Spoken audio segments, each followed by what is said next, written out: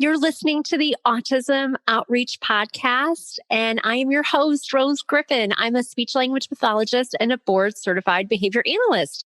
Today, we had a great conversation with Kate Grandbois. She is a speech language pathologist, board certified behavior analyst, and AAC Specialist. We talk all about the Communication Bill of Rights, and that is something that is so dynamic and such an amazing resource. If you haven't checked it out, it's available at asha.org. She talks with us all about AAC as a shared process from assessment through intervention. And if you're just started, either professionally or as a parent in the world of AAC, this is a great episode for you. She talks about some really great resources to help you feel more comfortable with the process.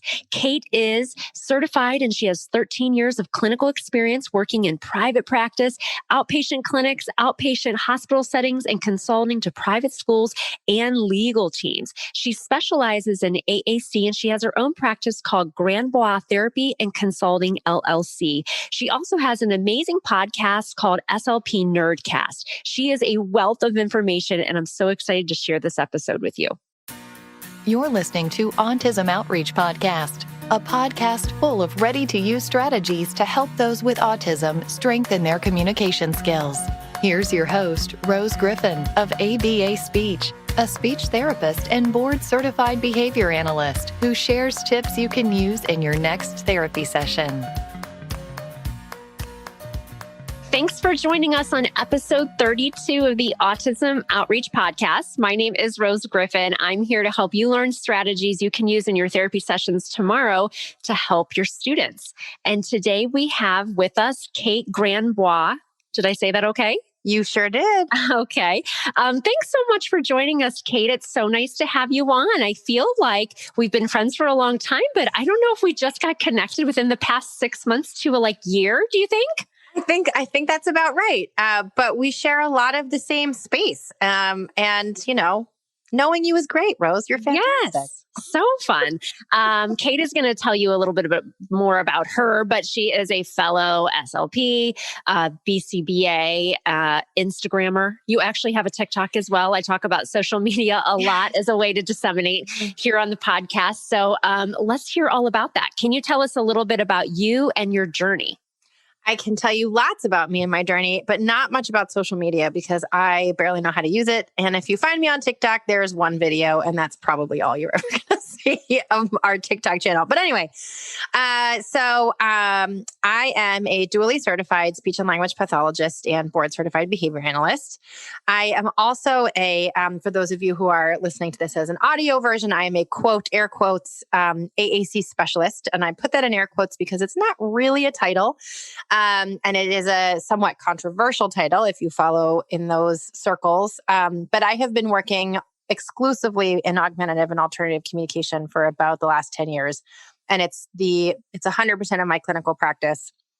And that is what I do now. I became a speech and language pathologist in 2007 and worked in pretty much AAC within the first 3 years of being a certified SLP.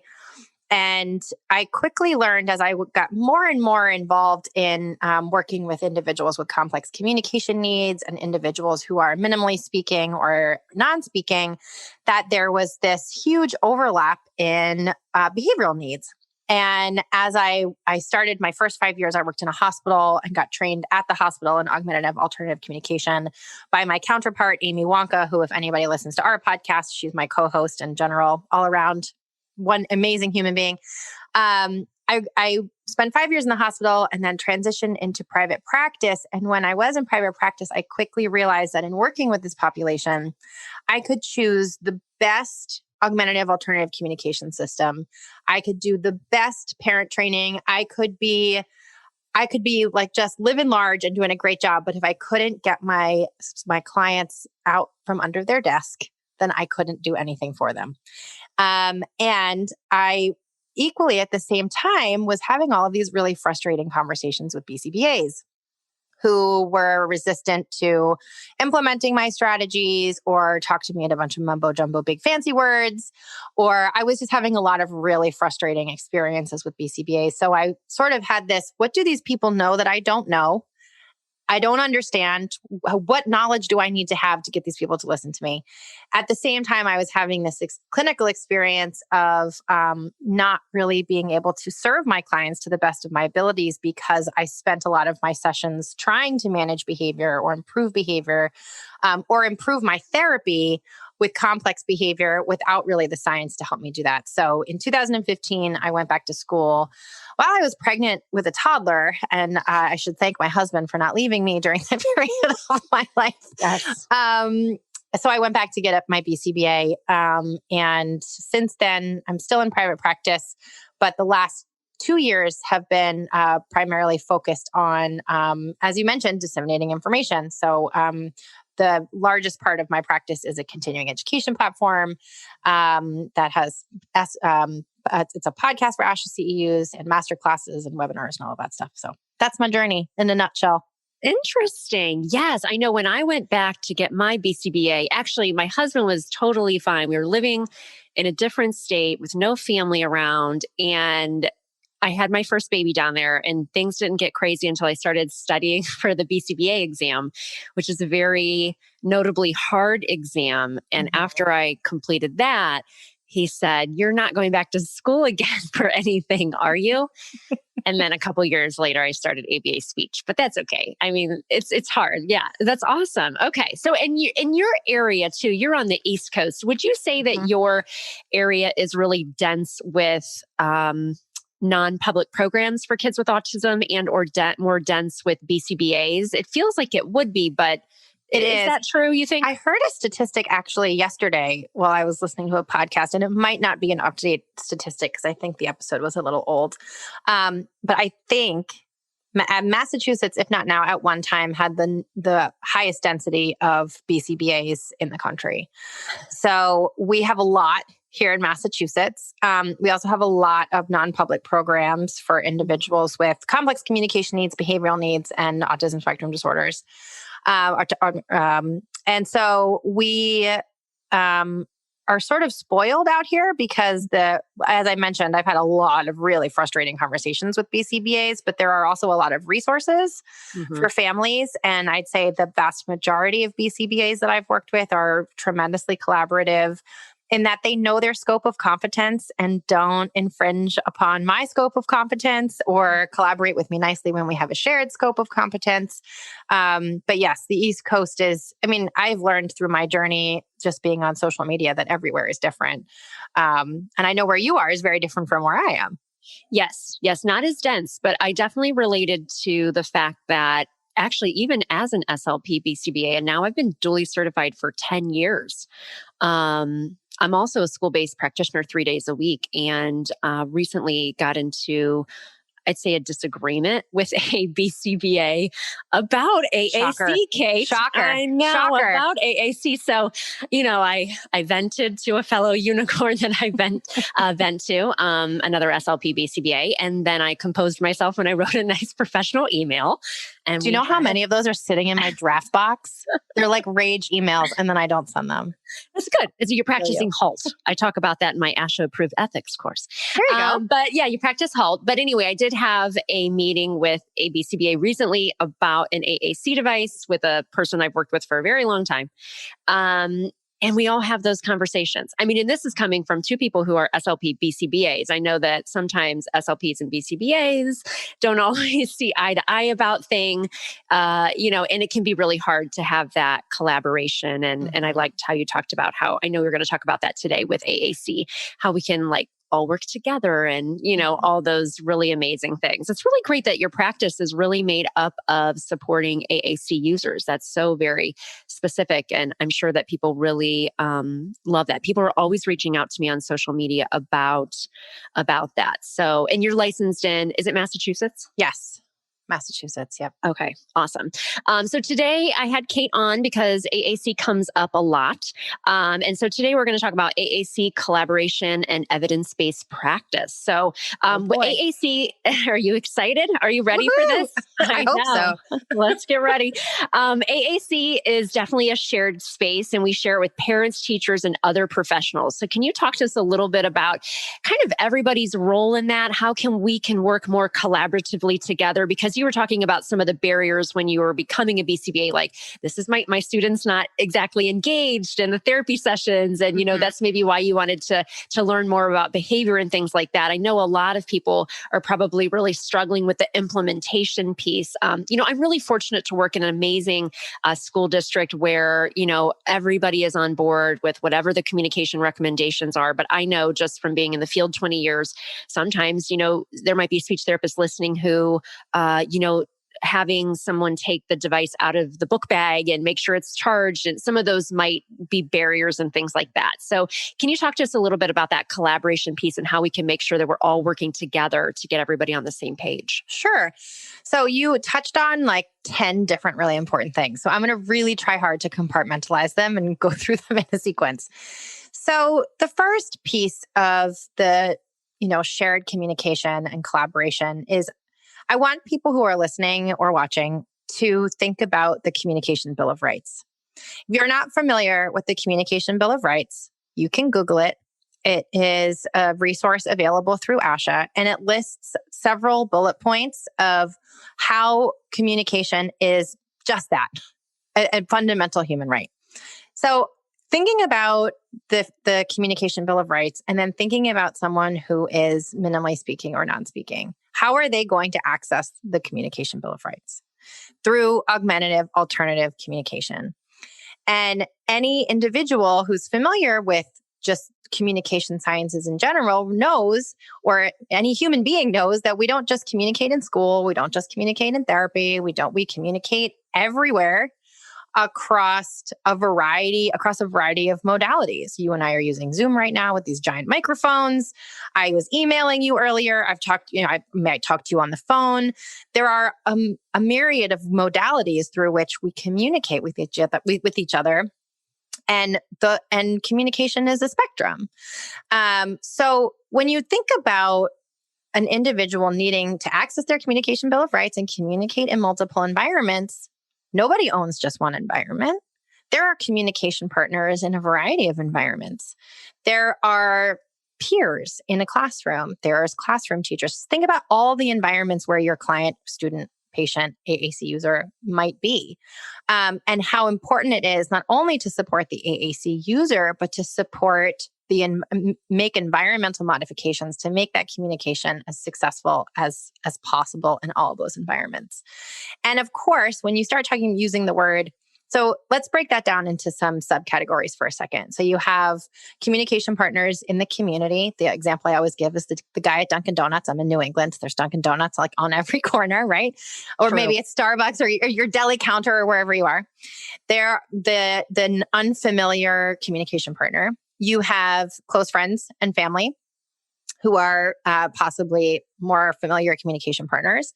And you have individuals who work as part of a team, maybe a therapeutic team, maybe a medical team, maybe an educational team. I think as a speech pathologist, the intervention team, educational team, medical team are the teams that we're most intimately involved with because it tends to be our work setting. And there are barriers across a lot of those different environments. And it's so important to examine each environment uniquely to make sure that it's not just owned by one individual. Barriers as a speech pathologist are often trying to get the training. We're not going to train the guy at Dunkin' Donuts, right? So how do we effectively go into that environment and make sure that the communication is being supported to the best of our abilities? We have more access to maybe close friends and family members in terms of training. And there's the AAC user themselves. So this is their communication. Think about their Communication Bill of Rights and, what client values and perspectives we need to take into consideration to make it not about us and our choices, but about them and their choices, and recentering the client and family perspectives and values. I haven't even talked about the professional team yet, and I will in a second. I just want to also take a moment to have the listeners or people who are watching think about the critical components related to the Communication Bill of Rights, the client and family values, and evidence-based practice. Mm-hmm. Everybody listening who is a speech and language pathologist, and if you're not, you can Google this. Evidence-based practice is a triangle. It's a triad, right? It's external and internal evidence. So research articles you read, data you collect on your client to make sure your treatment is working. It is clinical judgment. It's also equally supported by client and family perspectives and values.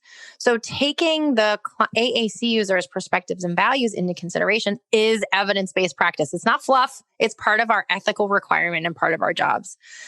In terms of the collaboration piece, when we start talking about professional collaboration, and this is our interaction with this is our interactions as speech pathologists with classroom teachers, with aides, or paraprofessionals, one-to-ones, and other individuals, other members of the team.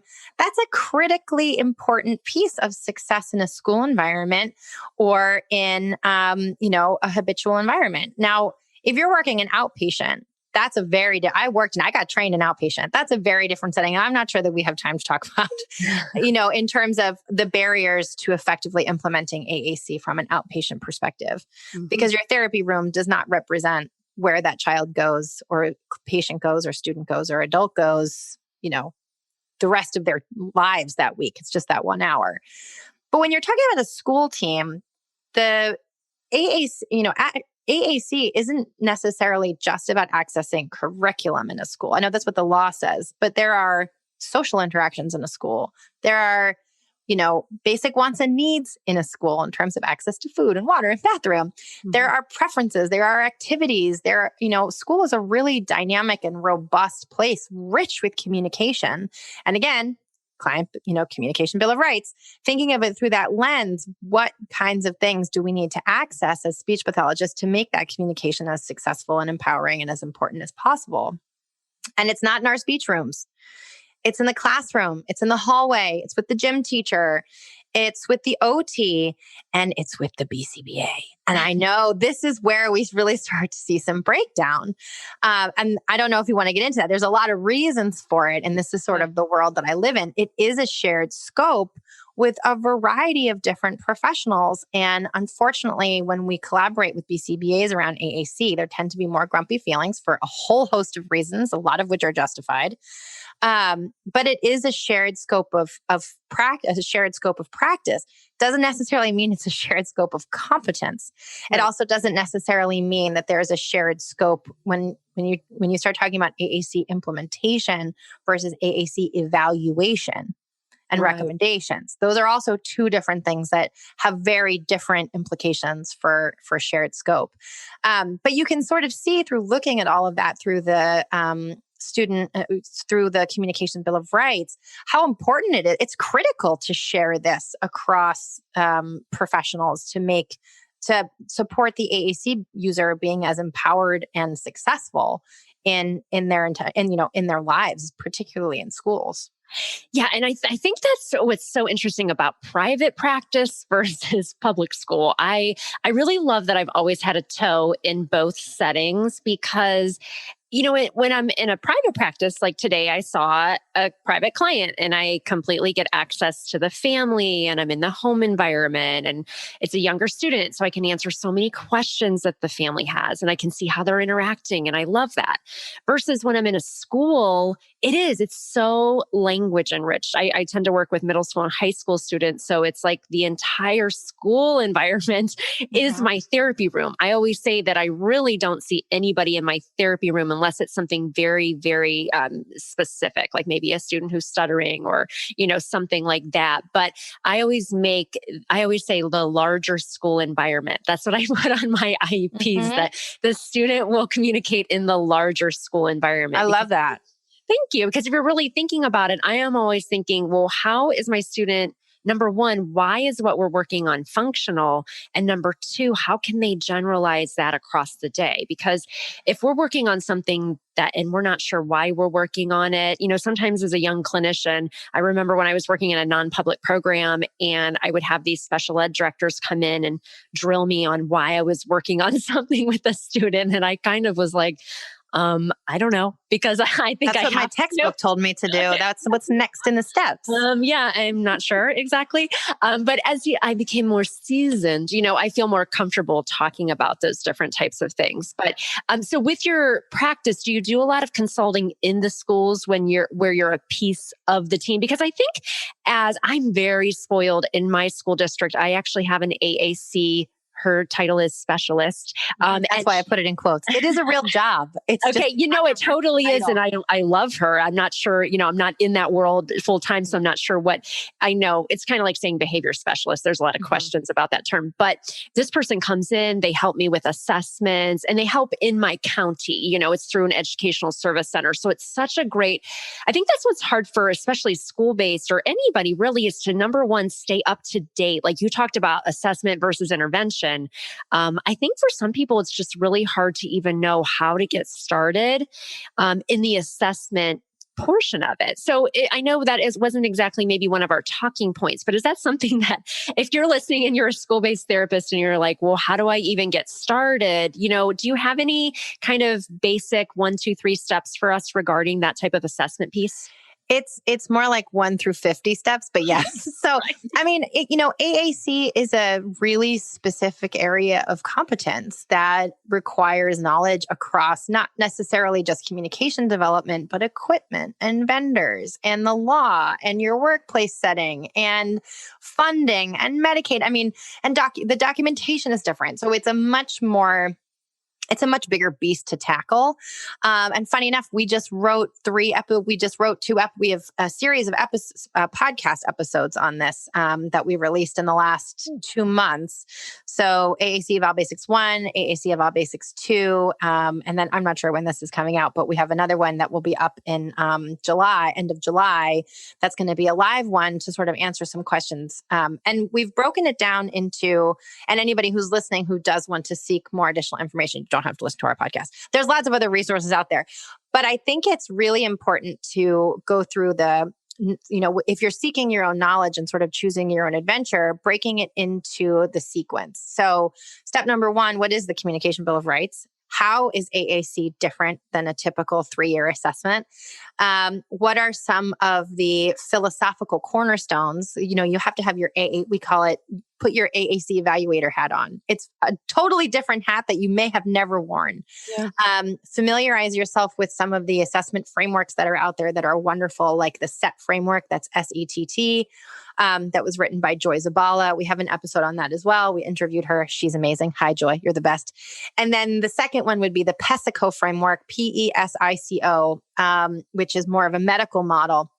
But familiarize yourselves with the different frameworks and how different an AAC assessment is from a 3-year. There's no standardized test. It's a lot of clinical judgment and it's a lot of background knowledge. And then the second piece I would start to look into is, what does it take to actually sit in the chair? I say sit in the chair. Roll on the floor, walk in the hallway. What does it take to physically do the assessment? What are the action steps that you're going to take in preparing to do that assessment? And that requires a lot of knowledge across a variety of different skill sets, including language development, which likely you have if you're an SLP, motor and access skills, and the knowledge and skills that your PT and OT can bring to the table if you have access to, or vision specialists if you have access to those individuals, as well as the different features that are available across the wide array of products and that are out there to support minimally and non-speaking individuals. And that is a really big knowledge set to acquire in terms of knowing what products are out there and then really becoming comfortable in what we call the feature matching process. So matching the features of a product with the features of an individual. And then Amy, hi Amy, you're the best. She's always taught me, she's taught me everything I know. The top, there's your must-have features. So I have to have X, Y, and Z in an AAC system because little Johnny or Susan or whoever you are needs these features. And then I would like to have features. So really getting familiar with that process. And then the final process, it's not really final, but is understanding the documentation, understanding how to write the report so that understanding what the funding sources are. So that when you write the report, it has a chance to get funded if you're going through a funding source. Understanding how to make time for these assessments are, 8 pages long. And as it turns out, we all do it a little differently. So Amy trained me, but we have very different perspectives on things, and that's okay.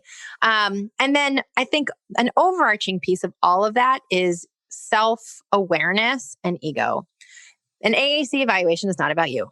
It is not about what products you like. It is not about what you think is best. You are not the decider. And that's the big, earlier you said like reflecting on yourself. This is where I start to do like a little hot flashing and cringing. Thinking about myself as an early evaluator is there was a big piece of that is like, I have these skills. Look at me. I'm going to decide this for you. I'm going to pick the best one. And that's like the opposite of what this is about. And being an AAC evaluator is really about facilitating a decision to support someone else. Oh, I love that. Facilitating a decision to support someone else. That's my new life motto. Because in 20 years that I've been doing this, I've definitely come into a position where every single kid is on this. Every single kid is using a static core board. We call it the app du jour. Yeah. Every single kid is doing this. It's just, it's so hard because it is such a level of expertise that if you don't have access to somebody to help, most places do though. I feel like most educational service centers, or there may be people like you that are consultants that can come in, because keeping up with that level of expertise. I remember I went to ATIA, I think is called. I had this really cool job down in Austin, Texas. And basically I was doing what I do now for ABA speech. I was like talking about ABA with speech therapists, and they sent me to ATIA with our AAC specialist, and I would come back and I would disseminate information. It was really the coolest. But this is a conference that's all about AAC and things like that. And the exhibit hall is just the most amazing thing you've ever seen, with all this technology that wouldn't just help a student that potentially is autistic and non-speaking or not yet talking, but other types of people who need different types of software. It's really the most amazing thing. But what I'm saying is, this is how people keep up to date on these types of things, because it is, I think that's the one barrier for speech therapists, is that AAC is constantly advancing, just like the technology. Like when I started in the field, and I had Susan Berkowitz on. I don't know if you know her, but she's been practicing 40 years and she talks about AAC. And we were just laughing about how much it's changed. I used to have to send in a student's dedicated device because it fell on the floor or somehow got shattered. And I was very much at one with the people in the city I was working in, like the post office. I learned about shipping. I was always on the phone with like Pranky customer service. I had, and so that's just so different now, especially with the iPad and things like that. So have you seen that shift? Do you think that's a barrier to speech therapists? I mean, it was definitely a shift. So what was that? 2011, 2010, the iPad came out. And so for the first time, different software was all available on the same marketplace. So you had different software companies all available on the same hardware. It didn't happen overnight. It took, 2.5, 3 years, but it was a total game changer in the field. And I honestly think, so this is another really regional problem. So, for example, Amy and I are both on the AAC advisory group for Massachusetts Advocates for Children, trying to address this in our home state through legislation or legislature, whatever one is the right word. And, there isn't a lot of access to, it's not necessarily the access to the constantly changing technology so much as it is access to the training and resources. Because I think one of the biggest barriers that I've come across in my career in training people is that there's this thing, right? There's this like box, there's this iPad or this core board or this book, or there's this thing around and SLPs that I train over and over again. Okay, so how should I do therapy? Like just because there's this thing there's this hurdle, like it's something special or something different. And the answer is you do therapy the way you would do with any child. Right. You might model a little bit more. There are some small changes, but there is this, I don't know, I want to say like je ne sais quoi, like there's this quality to intervention with AAC that makes people feel like they don't have the skills. Right. And therefore, there's this over-reliance on these quote specialists. Now, I keep putting it in air quotes. And just to be clear, I am employed as an AAC specialist. So is my counterpart. So are lots of people. It's not like it's a real job. But when you say specialist, it implies that other people don't have that skill set. And that's a problem. Because what we want is every person who's working with a minimally speaking or non-speaking or AAC user of any kind to feel empowered to embrace the technology. And when I say technology, I don't necessarily mean batteries, the communication book, the core board, or whatever. So I think there's just something about AAC that sets it a little bit apart and makes it more intimidating. And I see that as the biggest barrier because, if you don't get the app update or if you don't know like the biggest and best thing, you might not have the most up-to-date information in your like little toolbox when you go through the feature matching process. And in terms of deciding on a tool, but AAC implementation and having an implementation plan is a bajillion times more important than the device itself. I have a great colleague up here who has also taught me a lot. And she always says, sometimes you're going to dance with the person you brought to the dance. I always say it wrong. She says it a lot better than me. Sorry, Mary, I'm really butchering this. But you can do great language intervention and you can do great AAC implementation with a device that isn't perfect or with a communication system that isn't perfect and the reverse is true. You can have the most perfectly matched device in the world. And if it's not implemented properly, it's a paperweight. It doesn't get used. Yes. Well, good is that? That's useless, right? Yeah. It's hard to get it all going at the same time because I know that I worked with one student. I have in some of my Help Me Find My Voice, our 5-hour ASHA approved course. I have a video of this student who's an early learner and came to us with very unsafe, aggressive behavior that was a barrier to him being in school, the community, you name it.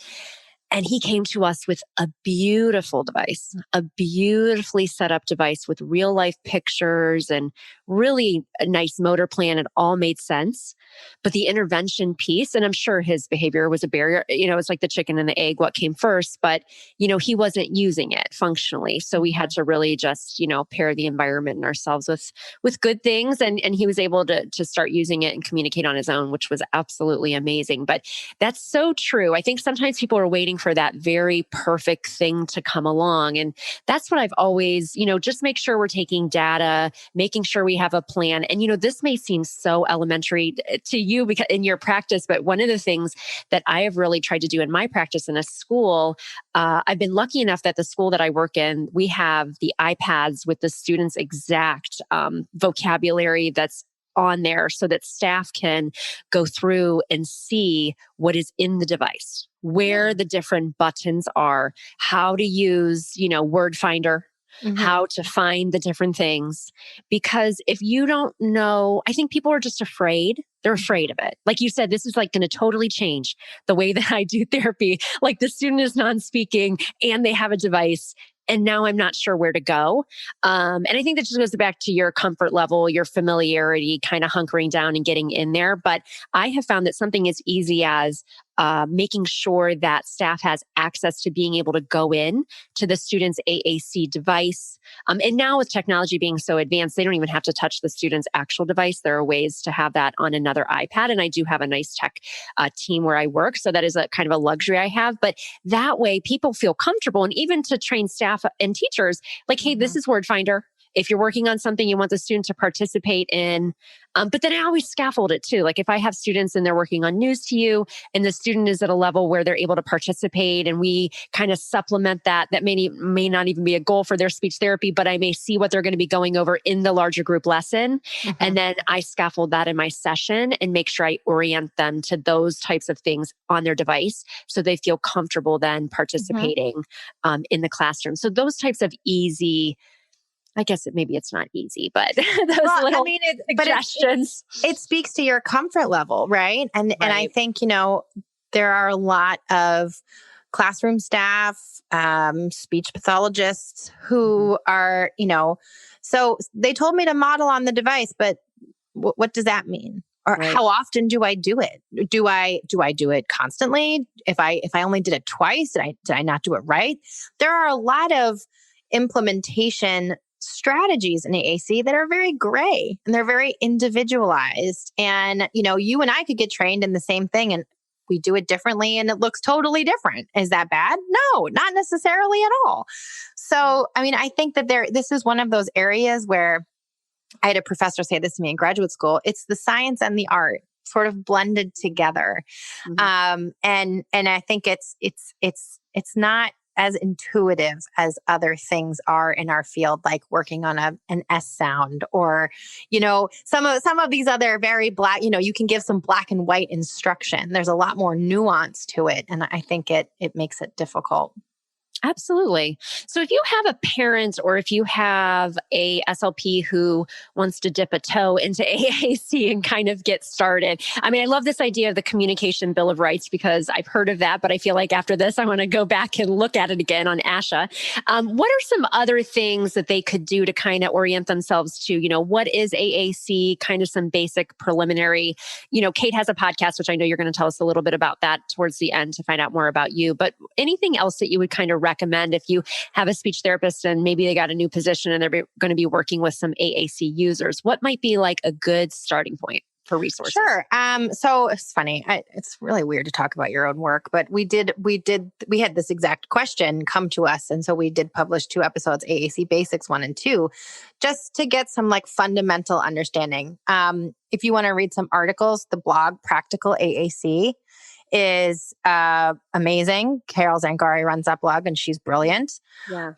There are a lot of websites out there and I don't know if they're nonprofits, but other companies and other resource hotspots. I'm describing these things terribly. But the Institute for AAC and Autism is another great one. Another great thing to do, this sounds a little strange, but is to go to the vendor websites and troll the website. So what does PRC sell and offer versus what does TouchChat sell and offer? Sometimes your comfort level with AAC comes around just that, just being comfortable.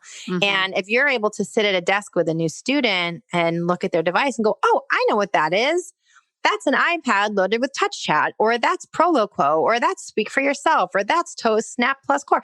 If you can identify what it is, some of that anxiety is just going to reduce a little bit. And then you'll have anxiety about something else probably if you're anything like me, but you can work through it. So just going to the vendor websites, high tech and light tech, just go check out Augcom Resources or Attainment Company or AbleNet. Those are all great vendors that sell equipment related to complex mobility, complex bodies. Just, getting yourself familiar with the stuff, because the stuff is sometimes what makes you freeze and go, especially in AAC. So we've all had this experience of sitting down with a student or a client and like what you planned, you like spent, half an hour cutting these things out and the kid looks at them and like tosses them on the floor and you're like, oh my God, what do I do? And you have to like fly by the seat of your pants and like come up with something. The same thing happens in AAC, except you're like, oh my God, I got to program like 5 buttons. If you don't know how to fluently program those buttons, you're going to spend a lot more time backtracking. So sometimes just becoming more fluent in the equipment itself can be a huge step in the right direction, because then you alleviate some of your brain space to think about the language piece, the intervention piece, the behavior management. So in terms of like best places to start, I would go there. I would also go to those resources and maybe your grad school texts. A lot of the definitions we use in the AAC world were all available to you in your grad school text. Unaided versus aided, symbolic continuum, transparent symbols, opaque symbols, all that kind of stuff. Good information. Love that. And the other thing too, like I have always reached out to how Kate mentioned some of those vendors. A lot of the times those vendors have salespeople or a representative for your state. And they're actually very helpful. I just will reach out to them via email. I've had them come out and let us have trial devices. And those are things that I just did. I just contacted those people. I was on the website, just like you said, trolling the website, contacting them because they're usually those people. Some of the times they are speech therapists, and they just cover sometimes, and they cover so many different states. So every state is different. I think that's why it's a little harder. But those are really great resources. Such great information, Kate. Love that so much. You're welcome. I will say one thing about working with the vendors is just it is. We talk about this in our AAC Evals course. It's coming up in the end of July, but we are ethically obligated to make sure that we do not have financial relationships with the products that we recommend because that has bias. And again, it's not about us. It's about the user. So I have had instances or experiences where the vendor has offered me free product for using their product in an assessment or offered to come to my assessment and made recommendations about the product in front of the family. So if you are going to work, and it's totally different by region. I mean, the vendors in my area, they're like friends. I adore them. But I think a word of caution, if you are new to the field and really interested in maximizing your time with the vendors, just do be aware that you have an ethical obligation to not establish a financial relationship with that vendor and to make sure that they are playing the role of a vendor and not the role of a salesperson in your assessment. Yeah, that's interesting. Good point. Yeah, and not something I have come across, but good to discuss that. Very cool. Okay, so such great information today. I always end the podcast with two final questions here. What is the most important piece of advice that you would want to pass along to parents or professionals about autism and communication? Oh God, that was a big question. No, what is my biggest piece of advice to parents and professionals? Now I'm just repeating the question back to you because I don't have an answer prepared. I would say my biggest piece of advice is have compassion and empathy because every individual who is living with autism, either themselves or a family member, is experiencing something different. And communication is about a lot more than just learning to ask for things. That would be my piece of advice. Yes. I'm going to think about this later and have anxiety. No, that's good. Oh my gosh, you were funny. Okay. Amazing info. I love that. Be compassionate. I think everybody needs that. Where can people find out more about you and your work? Oh, okay. That answer I can tell you without flinching too much. So we have a podcast called SLP Nerdcast, www.slpnerdcast.com that has, I'd say, the majority of my work and my colleagues' work. And we have all of our podcast episodes can be listened to for ASHA CEUs. They're free to listen to. And then the ASHA CEU processing fee is like super cheap. And there's a lot of information on there about AAC. So both myself and Amy are employed as, quote, AAC specialists. And so we have episodes on AAC implementation, partner training, AAC basics, AAC eval basics, AAC and functional communication training. So implementing AAC in ABA. And we have a lot more of those coming up. We're also hopefully going to have an AAC introduction to AAC material through a masterclass that we're going to be publishing for graduate level credit sometime this fall. So late 2021, early 2022. If someone's listening and wants to learn more about AAC, get that lane change, the school lane change for grad level credit. And I think that's pretty much it. Okay. And you're on Instagram. Yes. Yeah. Yeah. You can, I'm on Instagram. You can also email me. I'm a human, Yes. multiple modalities of communication. Okay. And she'll get back to you. No, she's good about that. Well, it was great to have you on. Make sure to check the show notes for the resources we discussed. And if you're listening, make sure that you check out our new free on-demand webinar, 5 Strategies to Help Your Students with Autism Engage and Communicate. And you can find that right at abaspeech.org. I hope that you enjoyed the show. And if you haven't done so already, make sure to hit subscribe, and I'll see you next time. Thanks for listening to Autism Outreach. If you enjoyed the show today, make sure to subscribe so you don't miss an episode full of actionable strategies you can use in your therapy room. Write a review too. That would mean so much to me. I always love hearing from you. Have a specific topic that you want included on a future show? Reach out over on Instagram, ABA Speech by Rose, or visit me at www.abaspeech.org.